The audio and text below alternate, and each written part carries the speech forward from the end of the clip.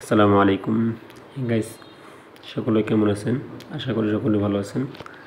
আজকে আপনাদেরকে দেখাবো কিভাবে এয়ারটেল থেকে বিকাশে টাকা উইথড্র করবেন, সেই প্রসেসটা দেখাই দেব। আমার কিন্তু এখানে দেখতে পাচ্ছেন 4.97 সেন্ট ডলার আমার এখানে আছে। আজকের ডলারের রেটটা দেখেন কত রেট, এখানে দেখতে পাচ্ছেন 126.17 পয়সাটা। তো এই টাকাটা আমি বিকাশে উইথড্র করে দেখাই দিব। তো প্রথমত চলে যাচ্ছি উইথড্র অপশনে ক্লিক করে দেব। দেখব যে আসলে কত মিনিটে আমাকে পেমেন্টটা করে ওরা। তো আমি এখান থেকে যেহেতু বিকাশের মাধ্যমে টাকাটা নিতে চাচ্ছি, এজন্য বিকাশটা সিলেক্ট করে দিচ্ছি। বিকাশ,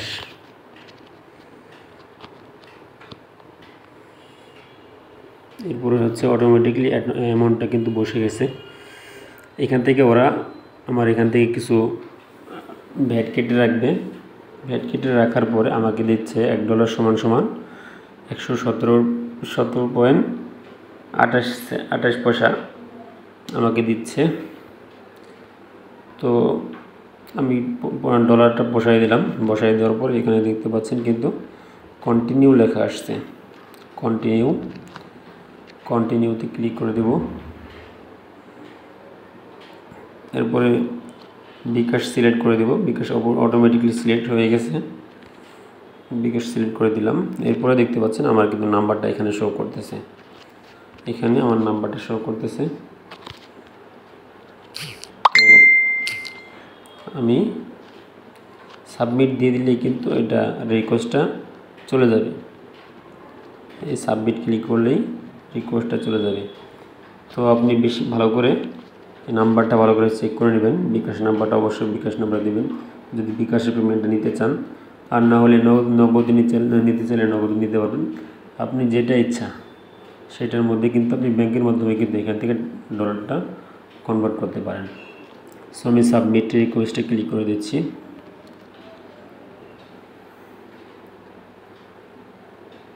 ওকে, ওদের কাছে কিন্তু রিকোয়েস্টটা চলে গেছে। দেখব আজকে কতটুকু সময়ের মধ্যে আমার টাকাটা পাঠায়। তো এখানে চ্যাট বক্সে চলে যাচ্ছে, এখান থেকে কিছু রেখে দিচ্ছি, দেখি।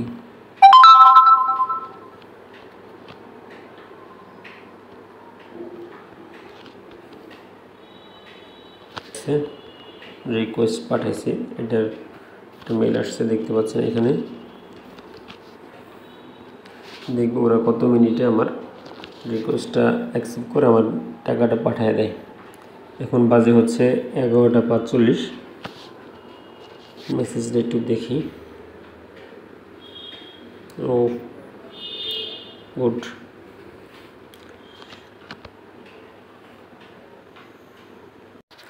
ওয়াও, দেখতেই পাচ্ছেন আমি কিন্তু পেমেন্টটা অলরেডি পেয়ে গেছি। দেখেন 583 টাকা আমার পেমেন্টটা করে দিয়েছে ওরা। সো দেখেন কত ফাস্ট ওরা পেমেন্ট করে। আমি যদি আমার অ্যাকাউন্টে একটু যাই, এখান থেকে কিন্তু এখন দেখতে পাচ্ছি যে ওরা আমাকে একটা মেসেজ করছে, পেমেন্ট ডান কনফার্ম প্লিজ। এবার আমাকে কনফার্ম করে দিতে হবে। আমি যে পেমেন্টটা পাইছি এটা কনফার্ম করে দিতে হবে। ওকে, আমি এবার কনফার্ম করব। কনফার্মটা কিন্তু অবশ্যই করতে হবে, যেহেতু এয়ারটেল এটা কিন্তু খুবই স্ট্রং একটা ওয়ালেট। কনফার্ম না করলে কিন্তু সমস্যা হতে পারে। সেই প্রসেসটাও দেখাই দিব। ওয়েট। ওকে, এখানে কিন্তু দেখতে পাচ্ছেন কনফার্ম রিসিভ। এখানে ক্লিক করে দিতে হবে। কনফার্ম রিসিভে ক্লিক করে দেব। কনফার্ম রিসিভে ক্লিক করে দিলাম।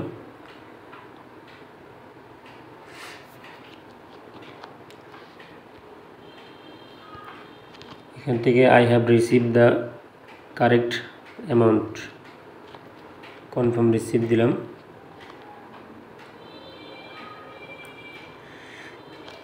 এরপরে দেখতে পাচ্ছেন